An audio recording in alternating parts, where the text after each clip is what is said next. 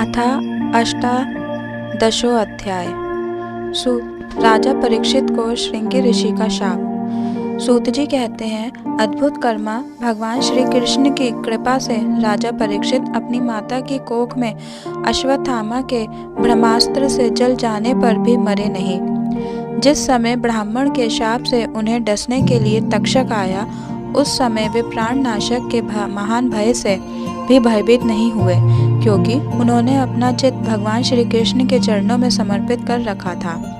उन्होंने सबकी आसक्ति छोड़ दी, गंगा तट पर जाकर श्री सुखदेव जी से उपदेश ग्रहण किया और इस प्रकार भगवान के स्वरूप का जानकर अपने शरीर को त्याग दिया। जो लोग भगवान श्री कृष्ण की लीला कथा कहते रहते हैं, उस कथा अमृत का पान करते रहते हैं और उन दोनों ही साधनों के द्वारा उनके चरण कमलों का स्मरण करते रहते हैं, उन्हें अंत काल में भी मोह नहीं होता। जब तक पृथ्वी पर अभिमन्यु नंदन महाराज परीक्षित सम्राट रहे, तब तक चारों ओर व्याप्त हो जाने पर भी कलयुग का कुछ भी प्रभाव नहीं था। वैसे तो जिस क्षण श्री कृष्ण ने पृथ्वी का परित्याग किया, उसी समय पृथ्वी में अधर्म का मूल कारण कलयुग आ गया था। भ्रमर के समान सारग्राही सम्राट परीक्षित कलयुग से कोई द्वेष नहीं रखते थे, क्योंकि इसमें यह एक बहुत बड़ा गुण है कि पुण्य कर्म तो संकल्प मात्र से ही फलीभूत हो जाते हैं, परंतु पाप कर्म का फल शरीर से करने पर ही मिलता है, संकल्प मात्र से नहीं। यह भेड़िए के समान बालकों के प्रति शूरवीर और धीर वीर पुरुषों के लिए बड़ा भीरू है। यह प्रमादी मनुष्यों को अपने वश में करने के लिए ही सदा सावधान रहता है। शौनक आदि ऋषियों, आप लोगों को मैंने भगवान की कथा से युक्त राजा परीक्षित का पवित्र चरित्र सुनाया। आप लोगों ने यही पूछा था, भगवान श्री कृष्ण कीर्तन करने योग्य बहुत सी लीलाएं करते हैं, इसलिए उनके गुण और लीलाओं से संबंध रखने वाली जितनी भी कथाएं हैं, कल्याणकामी पुरुषों को उन सब का सेवन करना चाहिए। ऋषियों ने कहा, सौम्य स्वभाव सूत जी, आप युग युग जिए, क्योंकि मृत्यु के प्रवाह में पड़े हुए हम लोगों को आप भगवान श्री कृष्ण की अमृतमय उज्ज्वल कीर्ति का श्रवण कराते हैं। यज्ञ करते करते उसके धुएं से हम लोगों का शरीर धूमिल हो गया है, फिर भी इस कर्म का कोई विश्वास नहीं है। इधर आप तो वर्तमान में ही भगवान श्री कृष्ण चंद्र के चरण कमलों का मादक और मधुर मधु पिलाकर हमें तृप्त कर रहे हैं। भगवत प्रेमी भक्तों के लव मात्र के सत्संग से स्वर्ग एवं मोक्ष की भी तुलना नहीं की जा सकती, फिर मनुष्यों के तुच्छ भोगों की तो बात ही क्या है। ऐसा कौन रसमर्मज्ञ होगा जो महापुरुषों के एकमात्र जीवन सरसव श्री कृष्ण की लीला कथाओं से तृप्त हो जाए।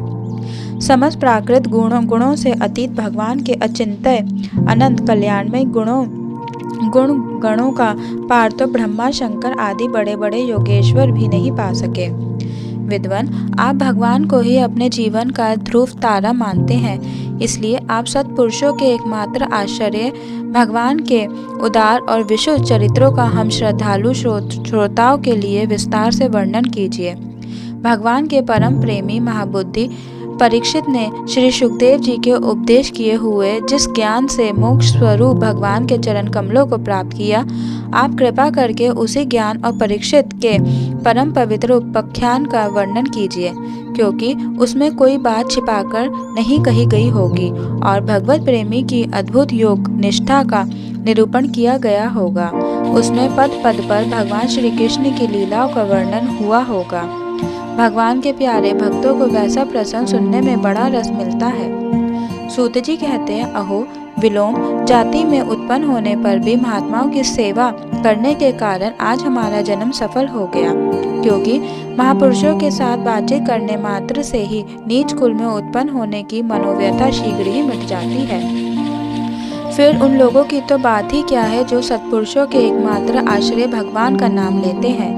भगवान की शक्ति अनंत है, वे स्वयं अनंत है। वास्तव में उनके गुणों की अनंतता के कारण ही उन्हें अनंत कहा गया है। भगवान के गुणों की समता भी जब कोई नहीं कर सकता, तब उनसे बढ़कर तो कोई हो ही कैसे सकता है। उनके गुणों की यह विशेषता समझाने के लिए ही इतना कह देना ही पर्याप्त है कि लक्ष्मी जी अपने को प्राप्त करने की इच्छा से प्रार्थना करने वाले ब्रह्म आदि देवताओं को छोड़कर भगवान के ना चाहने पर भी उनके चरण कमलों की रज का ही सेवन करती हैं। ब्रह्मा जी ने भगवान के चरणों का प्रक्षालन करने के लिए जो जल समर्पित किया था, वही उनके चरण नखों से निकलकर गंगा जी के रूप में प्रवाहित हुआ। यह जल महादेव जी सहित सारे जगत को पवित्र करता है। ऐसी अवस्था में त्रिभुवन में श्री कृष्ण के अतिरिक्त भगवान शब्द का दूसरा और क्या अर्थ हो सकता है। जिनके प्रेम को प्राप्त करके धीर पुरुष बिना किसी हिचक के देह गेह आदि की दृढ़ आसक्ति को छोड़ देते हैं और उस अंतिम परमहंस आश्रम को स्वीकार करते हैं जिसमें किसी को कष्ट न पहुँचाना और सब ओर से उपशांत हो जाना ही स्वधर्म होता है। सूर्य के समान प्रकाशमान महात्माओं, आप लोगों ने मुझसे जो कुछ पूछा है वह मैं अपनी समझ के अनुसार सुनाता हूँ। जैसे पक्षी अपनी शक्ति के अनुसार आकाश में उड़ते हैं, वैसे ही विद्वान लोग भी अपनी अपनी बुद्धि के अनुसार ही श्री कृष्ण की लीला का वर्णन करते हैं। एक दिन राजा परीक्षित धनुष लेकर वन में शिकार खेलने के लिए गए हुए थे। हिरणों के पीछे दौड़ते दौड़ते वे थक गए और उन्हें बड़े जोर की भूख और प्यास लगी। जब कहीं उन्हें कोई जलाशय नहीं मिला, तब वे पास के ही एक ऋषि के आश्रम में घुस गए। उन्होंने देखा कि वहां आंखें बंद करके शांत भाव से एक मुनि आसन पर बैठे हुए हैं। इंद्रिय, प्राण, मन और बुद्धि के निरुद्ध हो जाने से वे संसार से ऊपर उठ गए थे। जागृत, स्वप्न, सुषुप्ति तीनों अवस्थाओं से रहित निर्विकार ब्रह्मरूप तुरीय पद में वे स्थित थे। उनका शरीर बिखरी हुई जटाओं से और कृष्ण मरक चर्म से ढका हुआ था। राजा परीक्षित ने ऐसी ही अवस्था में उनसे जल मांगा, क्योंकि प्यास से उनका गला सूखा जा रहा था। जब राजा को वहां बैठने के लिए तिनके का आसन भी न मिला, किसी ने उन्हें भूमि पर भी बैठने को ना कहा, अर्घ्य और आदर भरी मीठी बातें तो कहाँ से मिलती, तब अपने को अपमानित सा मानकर वे क्रोध के वश हो गए। शौनक जी, वे भूख प्यास से छटपटा रहे थे, इसलिए एकाएक उन्हें ब्राह्मण के प्रति ईर्ष्या और क्रोध हो आया। उनके जीवन में इस प्रकार का यह पहला ही अवसर था। वहां से लौटते समय उन्होंने क्रोधवश धनुष की नोक से एक मरा हुआ सांप उठाकर ऋषि के गले में डाल दिया और अपनी राजधानी में चले आए। उनके मन में यह बात आई कि इन्होंने जो अपने नेत्र बंद कर रखे थे, सो क्या वास्तव में इन्होंने अपनी सारी इंद्रियवृत्तियों का निरोध कर लिया है, अथवा इन राजाओं से हमारा क्या प्रयोजन है। यह सोचकर इन्होंने झूठ मूठ समाधि का ढोंग रखा है। उन शमीक मुनि का पुत्र बड़ा तेजस्वी था। वह दूसरे ऋषि कुमारों के साथ पास ही में खेल रहा था। जब उस बालक ने सुना कि राजा ने मेरे पिता के साथ दुर्व्यवहार किया, तब वह इस प्रकार कहने लगा, ये नरपति कहलाने वाले लोग उच्छिष्ट भोजी कौवे के समान संड मुसंड होकर कितना अन्याय करने लगे हैं। ब्राह्मणों के दास होकर भी ये दरवाजे पर पहरा देने वाले कुत्ते के समान अपने स्वामी का ही तिरस्कार करते हैं। ब्राह्मणों ने क्षत्रियों को अपना द्वारपाल बनाया है। उन्हें द्वार पर रहकर रक्षा करनी चाहिए। घर में घुसकर स्वामी के बर्तनों में खाने का उसे कोई अधिकार नहीं है। अतएव उन मार्गगमियों के शासक भगवान श्री कृष्ण के परम धाम पधार जाने पर इन मर्यादा तोड़ने वालों को आज मैं दंड देता हूँ। मेरा तपोबल देखो। अपने साथी बालकों से इस प्रकार कहकर क्रोध से लाल लाल आंखों वाले उस ऋषि कुमार ने कौशिकी नदी के जल से आचमन करके अपने वाणी रूपी वज्र का प्रयोग किया। कुलांगार परीक्षित ने मेरे पिता का अपमान करके मर्यादा का उल्लंघन किया है, इसलिए मेरी प्रेरणा से आज से 7वें दिन उसे तक्षक सांप डस लेगा। इसके बाद वह बालक अपने आश्रम पर आया और अपने पिता के गले में सांप देखकर उसे बड़ा दुख हुआ तथा वह ढाड़ मारकर रोने लगा। विप्रवर शौनक जी, शमीक मुनि ने अपने पुत्र का रोना चिल्लाना सुनकर धीरे धीरे अपनी आंखें खोली और देखा कि उनके गले में मरा हुआ सांप पड़ा है। उसे फेंकर उन्होंने अपने पुत्र से पूछा, बेटा तुम क्यों रो रहे हो? किसने तुम्हारा अपकार किया है? उनके इस प्रकार पूछने पर बालक ने सारा हाल कह दिया। ब्रह्मऋषि शमीक ने राजा के शाप की बात सुनकर अपने पुत्र का अभिनंदन नहीं किया। उनकी दृष्टि में परीक्षित शाप के योग्य नहीं थे। उन्होंने कहा, ओह मूर्ख बालक, तूने बड़ा पाप किया। खेद है कि उनकी थोड़ी सी गलती के लिए तूने उनको इतना बड़ा दंड दिया। तेरी बुद्धि अभी कच्ची है। तुझे भगवत स्वरूप राजा को साधारण मनुष्यों का समान नहीं समझना चाहिए, क्योंकि राजा के दुस्सह तेज से सुरक्षित और निर्भय रहकर ही प्रजा अपना कल्याण संपादन करती है। जिस समय राजा का रूप धारण करके भगवान पृथ्वी पर नहीं दिखाई देंगे, उस समय चोर बढ़ जाएंगे और अरक्षित भेड़ों के समान एक क्षण में ही लोगों का नाश हो जाएगा। राजा के नष्ट हो जाने पर धन आदि चुराने वाले चोर जो पाप करेंगे, उसके साथ हमारा कोई संबंध न होने पर भी वह हम पर भी लागू होगा, क्योंकि राजा के न रहने पर लुटेरे बढ़ जाते हैं और वे आपस में मारपीट गाली गलौज करते हैं। साथ ही पशु, स्त्री और धन संपत्ति भी लूट लेते हैं।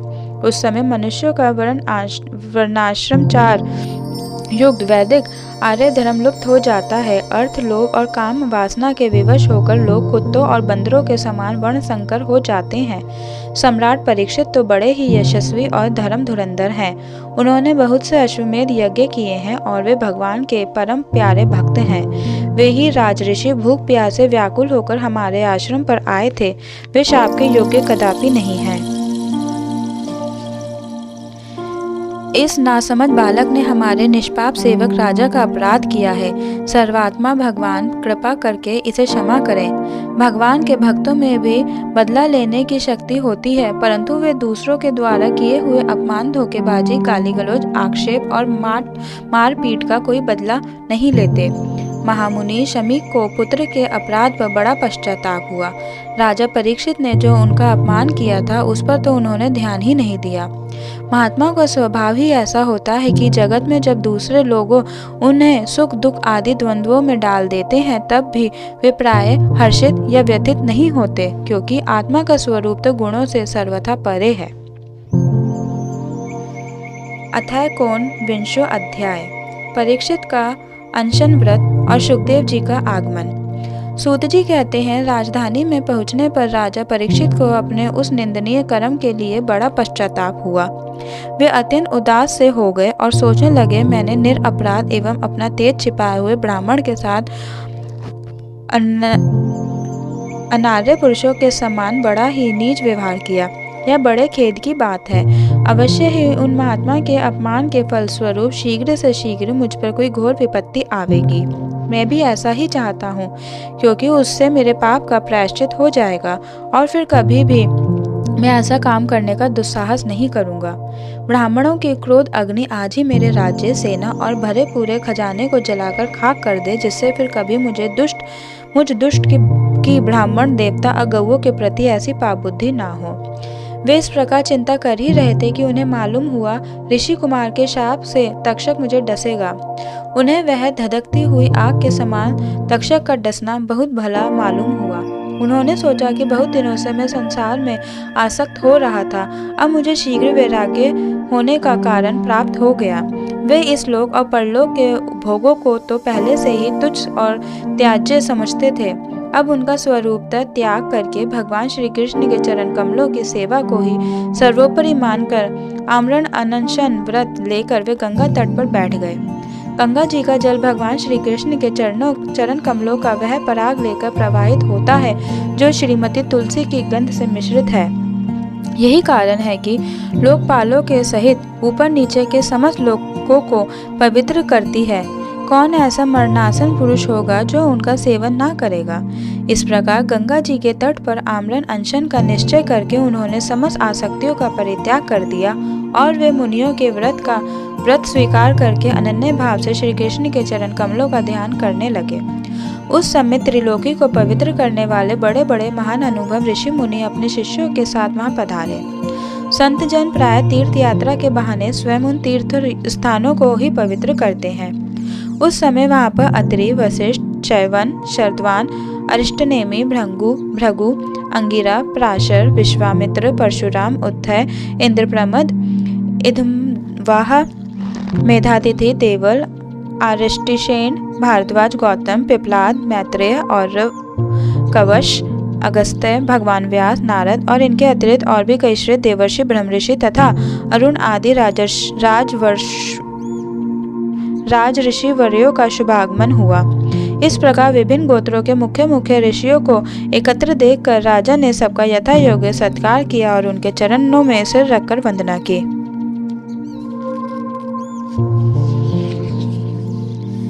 जब सब लोग आराम से अपने अपने आसनों पर बैठ गए तब महाराज परीक्षित ने उन्हें फिर से प्रणाम किया और उनके सामने खड़े होकर शुद्ध हृदय से अंजलि बांधकर वे जो कुछ कहना चाहते थे उसे सुनाने लगे। राजा परीक्षित ने कहा, अहो, समस्त राजाओं में हम धन्य हैं, धन्यतम हैं, क्योंकि अपने शील स्वभाव के कारण हम आप महापुरुषों के कृपा पात्र बन गए हैं। राजवंश के लोग प्राय निंदित कर्म करने के कारण ब्राह्मणों के चरण धोवन से दूर पड़ जाते हैं। यह कितने खेद की बात है। मैं भी राजा ही हूँ। निरंतर देह गेह में आसक्त रहने के कारण मैं भी पाप रूप ही हो गया हूँ। इसी से स्वयं भगवान ही ब्राह्मण के शाप के रूप में मुझ पर कृपा करने के लिए पधारे हैं। यह शाप वैराग्य उत्पन्न करने वाला है, क्योंकि इस प्रकार के शाप से संसारासक्त पुरुष भयभीत होकर विरक्त हो जाया करते हैं। ब्राह्मणों, अब मैंने अपने चित्त को भगवान के चरणों में समर्पित कर दिया है। आप लोग और माँ गंगा जी शरणागत जानकर मुझ पर अनुग्रह करें। ब्राह्मण कुमार के शाप से प्रेरित कोई दूसरा कपट से तक्षक का रूप धरकर मुझे डस ले अथवा स्वयं तक्षक आकर डस ले, इसकी मुझे तनिक भी परवाह नहीं है। आप लोग कृपा करके भगवान की रसमयी लीला का गायन करें। मैं आप ब्राह्मणों के चरणों में प्रणाम करके पुनः यही प्रार्थना करता हूँ कि मुझे कर्मवश चाहे जिस योनि में जन्म लेना पड़े, भगवान श्री कृष्ण के चरणों में मेरा अनुराग हो, उनके चरणाश्रित महात्माओं से विशेष प्रीति हो और जगत के समस्त प्राणियों के प्रति मेरी एक सी मैत्री रहे। ऐसा आप आशीर्वाद दीजिए। महाराज परीक्षित परम धीर थे। वे ऐसा दृढ़ निश्चय करके गंगा जी के दक्षिण तट पर पूर्वाग्रह कुशों के आसन पर उत्तर मुख होकर बैठ गए। राज काज का भार तो उन्होंने पहले ही अपने पुत्र जन्मेजय को सौंप दिया था। पृथ्वी के एक छत्र सम्राट परीक्षित जब इस प्रकार आमरण अनशन का निश्चय करके बैठ गए तब आकाश में स्थित देवता लोग बड़े आनंद से उनकी प्रशंसा करते हुए वहां पृथ्वी पर पुष्पों की वर्षा करने लगे तथा उनके नगारे बार बार बजने लगे। सभी उपस्थित महर्षियों ने परीक्षित के निश्चय की प्रशंसा की और साधु साधु कहकर उनका अनुमोदन किया। ऋषि लोग तो स्वभाव से ही लोगों पर अनुग्रह ही की वर्षा करते रहते हैं। यही नहीं, उनकी सारी शक्ति लोग पर कृपा करने के लिए ही होती है। उन लोगों ने भगवान श्री कृष्ण के गुणों से प्रभावित परीक्षित के प्रति उनके अनुरूप वचन कहे। राजऋषि शिरोमणे, भगवान श्री कृष्ण के सेवक और अनुयायी आप पांडुवंशियों के लिए यह कोई आश्चर्य की बात नहीं है, क्योंकि आप लोगों ने भगवान के सन्निधि प्राप्त करने की आकांक्षा से उस राज सिंहासन का एक क्षण में ही परित्याग कर दिया, जिसकी सेवा बड़े बड़े राजा अपने मुकुटों से करते थे। हम सब तब तक यही रहेंगे जब तक ये भगवान के परम भक्त परीक्षित अपने नश्वर शरीर को छोड़कर माया दोष एवं शोक से रहित भगवत धाम में नहीं चले जाते। ऋषियों के वचन बड़े ही मधुर, गंभीर, सत्य और समता से युक्त थे। उन्हें सुनकर राजा परीक्षित ने उन योग युक्त मुनियों का अभिनंदन किया और भगवान के मनोहर चरित्र सुनने की इच्छा से ऋषियों से प्रार्थना की। महात्मा, आप सभी सब ओर से यहाँ पधारे हैं। आप सत्यलोक में रहने वाले मूर्तिमान वेदों के समान हैं। आप लोगों का दूसरों पर अनुग्रह करने के अतिरिक्त जो आपका सहज स्वभाव ही है, उस लोक या परलोक में और कोई स्वार्थ नहीं है। विप्रवरों, आप लोगों पर पूर्ण विश्वास करके मैं अपने कर्तव्य के संबंध में यह पूछने योग्य प्रश्न करता हूँ। आप सभी विद्वान परस्पर विचार करके बतलाइए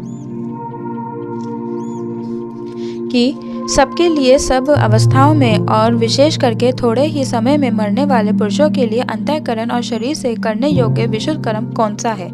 उसी समय पृथ्वी पर स्वेच्छा से विचरण करते हुए किसी की कोई अपेक्षा न रखने वाले व्यास नंदन भगवान श्री सुखदेव जी महाराज वहां प्रकट हो गए। वे वर्ण तथा आश्रम के बाहर चिन्हों से रहित एवं आत्म अनुभूति में संतुष्ट थे। बच्चों और स्त्रियों ने उन्हें घेर रखा था। उनका वेश अवधूत का था। 16 वर्ष की अवस्था थी। चरण, हाथ, जंघा, भुजाएं, कंधे, कपोर और अन्य सब अंग अत्यंत सुकुमार थे। नेत्र बड़े बड़े और मनोहर थे। नासिका कुछ ऊंची थी। कान बराबर थे। सुंदर भौहें थी। इनसे मुख बड़ा ही शोभायमान हो रहा था। गला तो मानो सुंदर शंख ही था। हंसली ढकी हुई, छाती चौड़ी और उभरी हुई, नाभि भंवर के समान गहरी और उदर बड़ा ही सुंदर त्रिबली से युक्त था। लंबी लंबी भुजाएं थी, मुख पर घुंघराले बाल बिखरे हुए थे। इस दिगंबर वेश में वे श्रेष्ठ देवता के समान तेजस्वी जान पड़ते थे। श्याम रंग था, चित्त को चुराने वाली भरी जवानी थी। वे शरीर की छटा और मधुर मुस्कान से स्त्रियों को सदा ही मनोहर जान पड़ते थे। यद्यपि उन्होंने अपने तेज को छिपा रखा था, फिर भी उनके लक्षण जानने वाले मुनियों ने उन्हें पहचान लिया और वे सबके सब अपने अपने आसन छोड़कर उनके सम्मान के लिए उठ खड़े हुए। राजा परीक्षित ने अतिथि रूप से पधारे हुए श्री सुखदेव जी को सिर झुकाकर प्रणाम किया और उनकी पूजा की। उनके स्वरूप को न जानने वाले बच्चे और स्त्रियां उनकी यह महिमा देखकर वहां से लौट गए। सबके द्वारा सम्मानित होकर श्री सुखदेव जी श्रेष्ठ आसन पर विराजमान हुए। ग्रह, नक्षत्र और तारों से घिरे हुए चंद्रमा के समान ब्रह्मऋषि, देवर्षि और राजऋषियों के समूह से आवृत श्री सुखदेव जी अत्यंत शोभायमान हुए। वास्तव में वे महात्माओं के भी आदरणीय थे। जब प्रखर बुद्धि श्री सुखदेव जी शांत भाव से बैठे गए, तब भगवान के परम भक्त परीक्षित ने उनके समीप आकर और चरणों पर अपने सिर को रखकर प्रणाम किया। फिर खड़े होकर हाथ जोड़कर नमस्कार किया। उसके पश्चात बड़ी मधुर वाणी से उनसे यह पूछा। परीक्षित ने कहा, ब्रह्म स्वरूप भगवान, आज हम बड़भागी हुए, क्योंकि अपराधी क्षत्रिय होने पर भी हमें संत समागम का अधिकारी समझा गया। आज कृपा पूर्वक अतिथि रूप से पधार कर आपने हमें तीर्थ के तुल्य पवित्र बना दिया। आप जैसे महात्माओं के स्मरण मात्र से ही गृहस्थों का घर तत्काल पवित्र हो जाता है। फिर दर्शन, स्पर्श, पाद प्रक्षालन और आसन दान आदि का सुअवसर मिलने पर तो कहना ही क्या है। महायोगिन, जैसे भगवान विष्णु के समान दैत्य लोग नहीं ठहरते, वैसे ही आपकी सन्निधि से बड़े बड़े पाप भी तुरंत नष्ट हो जाते हैं।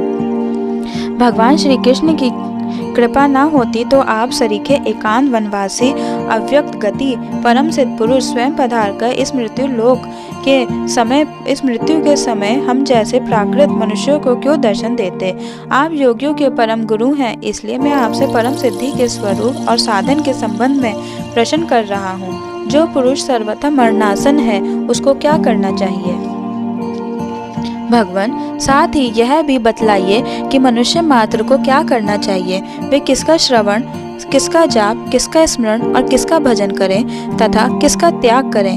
भगवत स्वरूप मुनिवर, आपका दर्शन अत्यंत दुर्लभ है, क्योंकि जितनी देर एक गाय दूही जाती है, गृहस्थों के घर पर उतनी देर भी तो आप नहीं ठहरते। सूत जी कहते हैं, जब राजा ने बड़ी ही मधुर वाणी में इस प्रकार संभाषण एवं प्रश्न किए, तब समस्त धर्मों के मर्मज्ञ व्यास नंदन भगवान श्री सुखदेव जी ने उनका उत्तर देने लगे।